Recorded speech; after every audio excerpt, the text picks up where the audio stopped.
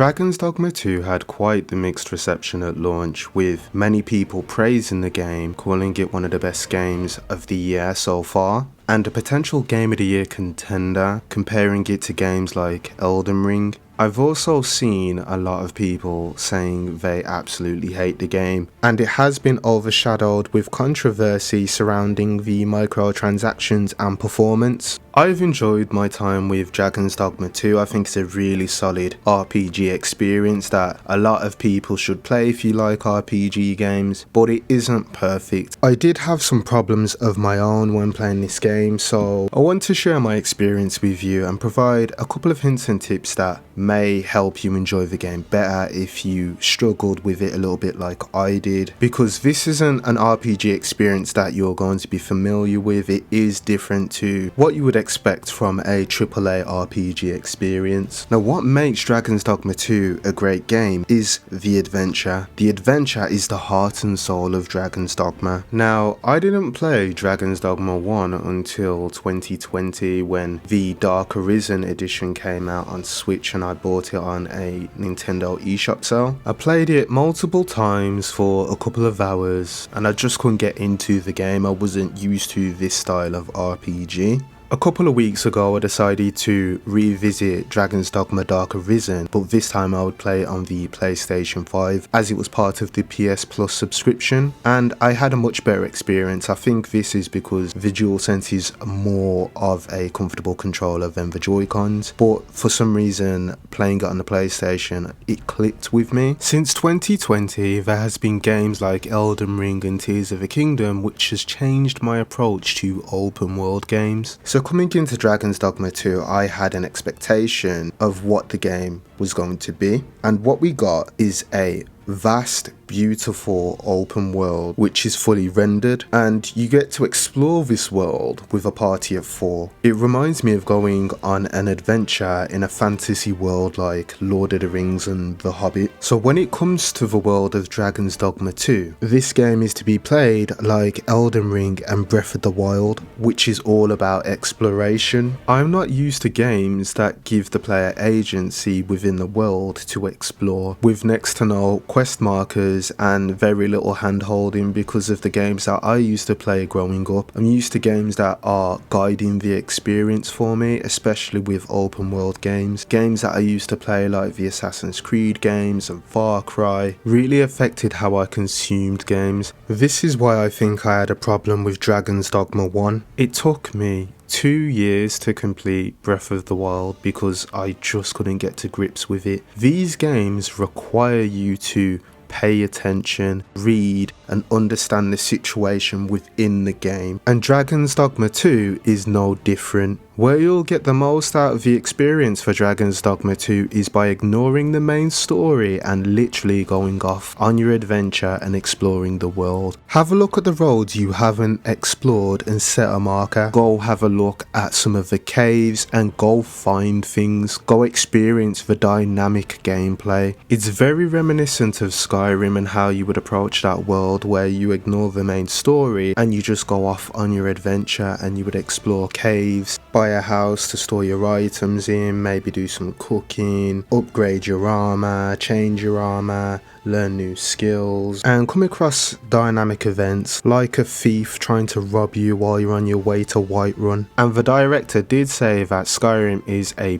big inspiration for Dragon's Dogma 2 and you will see a lot of similarities, and Skyrim happens to be one of my favourite games of all time. Just by going off and exploring, I found places that after completing a game I didn't even know was there, and I want to talk about them and I want to show you, but with games like this it is better when you experience it for yourself and you see these things for the first time. So I will just leave it at that, but I want to touch on the story because this was the mistake I made. I didn't explore as much as I should have. I dived straight into the story and completed the game around about the 30-hour mark. By rushing the story, when I got to the conclusion it felt disjointed. Things kind of just happened without giving any spoilers. I won't be going into any details about the ending, but I've only seen one ending and there is multiple endings, so at some point I will go and see the others, but I want to keep it fresh for myself as well. Because I rushed into this ending, I wasn't satisfied with how the game concluded, and it kind of soured the experience for me. So at this point I turned off the game and I spoke to one of my friends, and I just sat and thought about it. Came back to the game the next day and loaded up the previous save file before I completed the ending, and I headed in the complete opposite direction and just decided to explore. I know I've already mentioned this, but exploration is what makes this game shine. That, as well as the combat. The combat in Dragon's Dogma 2 is very unique, and I think it is extremely fun, but it's something that is very different to what you find in your normal RPG. It's all about positioning in this game. Your character doesn't get a lock-on function, and the fighter vocation is the only vocation that has the ability to block and parry. And even in this vocation, if you are not facing the right way with your shield, you will get hit. So this means you have to be aware of where the enemies are placed in battle. It also means you need to use each vocation to their strengths and weaknesses. For example, an archer would obviously be better at ranged combat. When enemies come in close, you need a bit more distance to avoid being hit. So it's vitally important that when you create and hire pawns, that you pick vocations that can cover each other's strengths and weaknesses in your team. I have tried many of the vocations as you're able to swap them out at any point. So I started the game as a fighter, but I'm currently playing as a magic archer. I think it's important that you do try different vocations so you can work out what playstyle suits you and what you're best comfortable with. You also have the augments which work across different vocations. So you could get augments like athleticism, which reduces stamina consumed while dashing, which I think I picked up in the Mystic Spearhand vocation. Can be used in the mage vocation if you want to. I think my favourite vocation so far would either be the Mystic Spearhand or the Magic Archer vocation. These two vocations are very good at offensive and defensive play. Now the Mystic Spearhand has a skill which can give a shield to all of your party members, which is good for you and your pawns that have vocations which rely on melee combat. There's also a core skill which allows you to get in close to enemies very quickly, so it's a very versatile vocation. And the Magic Archer vocation is just broken. It's literally OP. Since switching to this vocation, I have been able to take out enemies very quickly. There's one skill called Martyr's Bolt, which fires the ultimate magical bolt in exchange for a temporary decrease to the user's maximum health, and it fires a barrage of bolts and it is lethal. It shreds through health bars. It's definitely the most overpowered vocation in the game, but it is extremely fun to use. While I was using a Magic Archer, I started to focus on trying to synergize with my pawns, which is something that you should think about. So I made my pawn an archer and I gave them drenching arrows, and they would fire these arrows at enemies, causing them to be soaked. Then I would use a skill called the Frost Hunter Bolt, which is very similar to Martyr's Bolt, but it doesn't consume health, and it would fire ice bolts which would repeatedly hit the target, and because they're drenched it would freeze the enemy. There is other ways to synergize as well, so the archer's got another skill called Tarring Shot, which will hit the enemy with an arrow covering them in oil, and then if you are a mage or a sorcerer or again a magical archer, if you use a fire skill while the enemy is covered in oil, it has the chance to ignite them, causing burning damage, and a lot of the enemies in Dragon's Dogma 2 are weak to burning. The enemies in Dragon's Dogma 2 are great as well, as they have a variety of different attack patterns, and because the game is so dynamic and it's not set in combat arenas and fights can break out all over the world, interesting situations can happen at any time.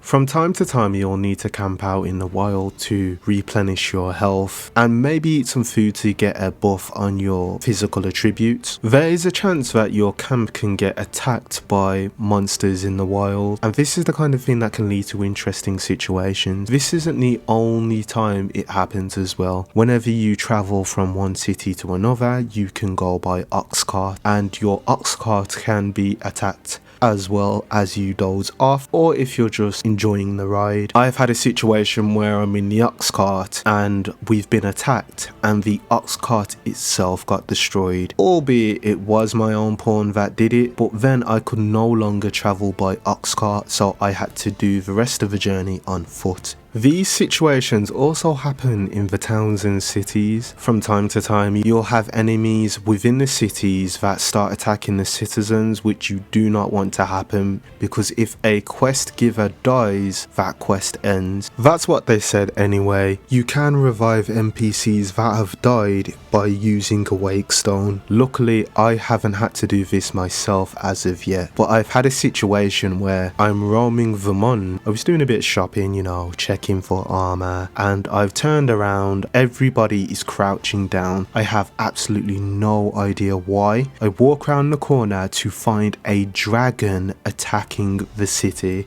Me and the citizens rallied together to take down the dragon, but in the back of my mind I was thinking how to keep the casualties down to a minimum, and it's that kind of experience that I really enjoy. There's another situation where I was exploring a mountain, and as I got to the top I ended up in a fight with some harpies, and there was a bridge which got destroyed in the process, and because it was pitch black I decided to wait until daytime before I attempted to travel across to the other side, and I put my controller down and either the harpies respawned or they migrated from somewhere else because they decided to attack me again in the morning.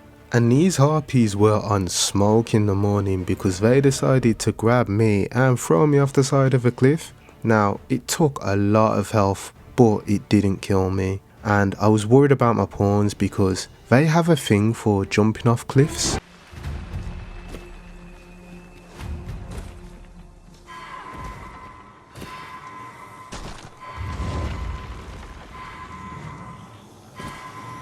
So I rushed straight back up to the top of the mountain to reach the top, run out of stamina, and then get grabbed again and thrown back off the cliff. It didn't piss me off, it was just very funny. Moments like these create memories through gameplay, and when you've got a game like that, it fosters a great community because you want to share these experiences and videos with each other. We saw this last month with Helldivers 2, and that game is incredibly fun. I have been just in a well, looking around, exploring, and a goblin has snuck up behind me and kicked me to fall into a pit, and then started laughing at me.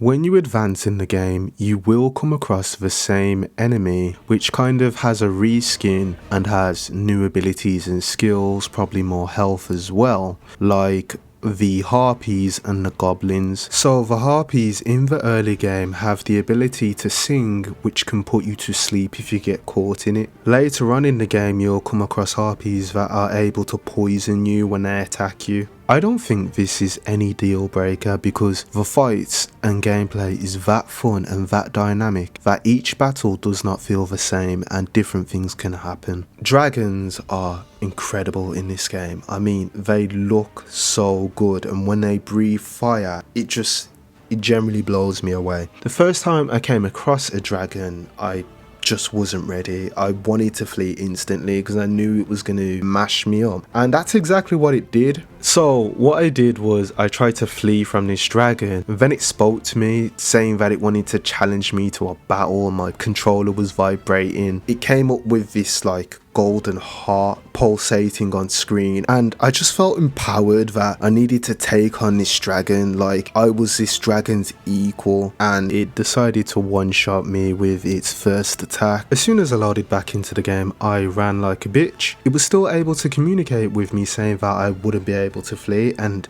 it was kind of scary. So I've talked about all the things that I've been hot on about the game, about the dynamic gameplay, the sense of adventure, and the vocations. Now I need to touch on some of the things that I wasn't too hot on, and one of those would be the quest design. Dragon's Dogma 2 could have handled its quest design a little bit better. Now I'm not asking for it to hold my hand because that would just be a guided experience like the AAA Western games of today, but some of the quests and explanations can be incredibly vague A few of them have you speak to different NPCs around the towns and cities after information, but a lot of the time you don't get the correct information or the information you're after, and it becomes frustrating. My example for this is the quest with the shop owner and the boy and the wolf when you reach the checkpoint. Now, I'm going to use this one as an example because I know it was shown in previews and I already had pre-existing knowledge because of this. So essentially, if you do not find this boy within a certain period of time,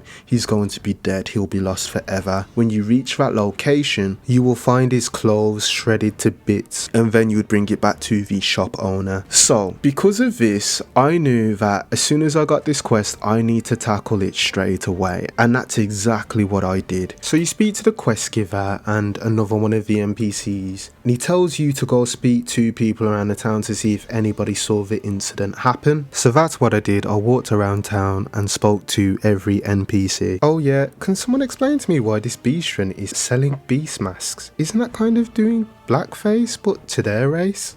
Anyway, one person told me they saw the event happen on the eastern side of town, so I scoured that area relentlessly trying to find the boy and did not find anything. And there was this one girl that kept talking about flowers that bloomed in the dead of night by absorbing the sun's rays throughout the day, and I took that as a clue as to how to find the boy. And what that means is I would have to advance time to make it night to follow these flowers that glow at night time. I didn't really want to do this because advancing time would have a chance of killing the boy, so I decided to do it anyway and take a chance, and I followed the flowers and you go down by the riverbank. I wasn't able to find the boy in the darkness, but there was a lot of enemies. I came across this headless frigging ghost guy and he was an absolute beast, something you would see in Elden Ring. He completely and utterly wiped my team out, and to this day I still haven't beat him. Every time I get close, day seems to break and he disappears. Anyways, I went off on a bit of a tangent there. It was the early hours of the morning, so I returned back to town to see if I can get some more information, but the NPCs kept repeating the same dialogue and it just became frustrating. So in the end I decided to Google it to see if I could resolve this because I was stuck.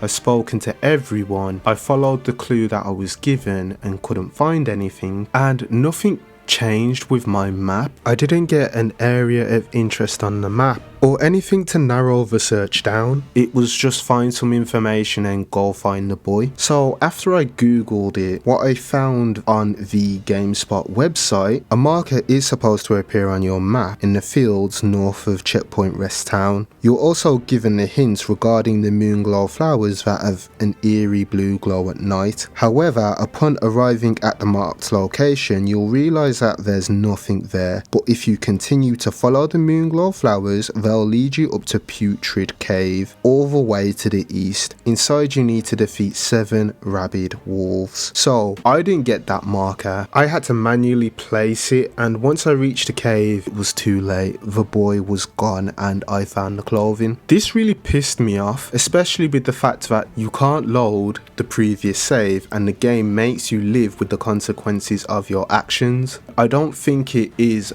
a fault of my own, especially with the fact that the marker didn't appear on my map in the first place. If this happened to you, or if you managed to do the quest and I did miss something, please let me know in the comments below. I'd love to discuss this and find out where I went wrong or whether it was the game itself not giving me the correct information. I did find that some of the other side quests as well were just a bit boring, a bit bland and basic. There was one with a beggar where you have to find out more about him, which essentially you just wait to a certain period of time and then you find out that he's a noble and doesn't really need to beg, and that's all that happened. I don't know if there's any follow-up quests or anything like that. And I had another one where there was someone tailing me in the Mund, I didn't even bother to look for him. I was just being watched in the shadows. Then I randomly found him. He bribed me with money, or I was able to take his life. So I just took the money and that was it. Nothing really came of that. I don't know if that played into the events of the main story, because there's no indication as to why that happened. When it came to secondary quests, I was expecting for something more like The Witcher 3, where they would tell small stories, a bit of a grey area, and have some moral choices in them with your decisions, but there's very little of that. It's more agency within the gameplay rather than the questing itself. If anyone has seen the Dragon's Dogma anime, I was expecting quests to be similar to some of the story or plot points within that series. One of the great episodes within that series is that the main character finds this girl that's chained up and is being offered as a sacrifice to a Cyclops rite, and then he saves her and returns her back to her family. And her family then explains that they are poor, they don't have a lot of money, and there's a shortage in food ever since this Cyclops has come. The mayor has been instructing these people to give up their loved ones, sacrifice their children, family and friends to appease the Cyclops once every 6 months. So the main character goes and visits the mayor, who is living in luxury, has all this food, and is practically just enjoying life. He's abusing his power while his people struggle. The main character wants to take out the Cyclops to help these people, and it turns out that the mayor is the one who's actually manipulating this Cyclops for the sacrifices so he can be greedy. Once the main character takes out the Cyclops, he offers the mayor to the people to explain his actions, and they will decide the mayor's fate. Even though he's done a good thing, it turns out to be a worse situation because the people are so angry because they're hungry, poor, and sacrificed family and friends, which led to them killing the mayor, then looting the place, which then they turned on each other and ended up fighting and killing one another, completely destroying the city through rioting. The people may have been better off left alone, not knowing and ignorant, and just sacrificing someone every 6 months and being poor instead of having the whole town destroyed. And it was that kind of storytelling that I was expecting throughout this game. Now, the biggest conversation which has overshadowed Dragon's Dogma 2 has been about microtransactions, and I just wanted to say that microtransactions suck altogether, and it's especially more egregious when they are put into single player games. These microtransactions undermines a lot of the mechanics and systems within this video game, which serves as a standard mechanic or function in other video games. For example, the fast travel system. In this game, you cannot use fast travel as standard. You have to journey on foot, or you can go by ox cart. But if you have a ferry stone and a port crystal, you use ferry stones as a consumable, a one-time use to fast travel, and they can be found all across the world. They can be bought for I think about 10,000 gold, so they're actually not that hard to find. And having the game use the mechanic in this sort of way, which allows you to explore and find things on your own, makes sense. But when you then go and add a microtransaction which gives you a shortcut to fast traveling, it goes against your own gameplay design, which makes this whole situation feel like it's disingenuous, because fast travel is an industry staple. It's standard in video games in this day and age. It's not something that you should be charged for. Capcom shot themselves in the foot by adding microtransactions in this game. And another conversation has been about performance across all the platforms. Now, in my experience on the PS5 at an uncapped frame rate, I have had very little issues. There has been some frame rate dips in highly populated areas like towns and cities. Mostly I felt the game has been consistent, and I'm not just saying this to normalize the practice either. One of the things that does bug me is when the NPCs pop in and out the world when you rotate your camera, or if you're running through the world and they start loading in. And I think it's due to streaming, and this is something that was a real problem with Cyberpunk when it launched, and to see this in Dragon's Dogma 2 does kind of annoy me because it's very immersion breaking. Games should not be releasing if there's any bugs, glitches or performance issues. They should only be releasing released when they are ready for the public. We are not beta testers. We should be getting complete products that are fully functional at launch. And it does suck that this is happening across the AAA game industry with nearly every launch. There has been a recent update that has come out with a few more options, like to turn ray tracing on and off or to cap the frame rate at 30 FPS. I haven't had much time to play the game because I've been making this video, so I can't really comment on how the game performs right now, but hopefully it will improve in time and it will become stable and everyone can enjoy this game for what it is, because it is a fantastic RPG adventure and I would recommend this to anybody who loves those sort of games. So now I want to hand it over to you. Tell me what you think of Dragon's Dogma 2. Is it a game that you enjoyed? Is it a game that you can't get into? Or is the performance just too unstable for you to play? Let me know down in the comments below. Thanks again for watching, and if you enjoyed this video, please like and subscribe. I will try to put out more content on great video games, but for now, my name is Jammer and I'll see you in the next one.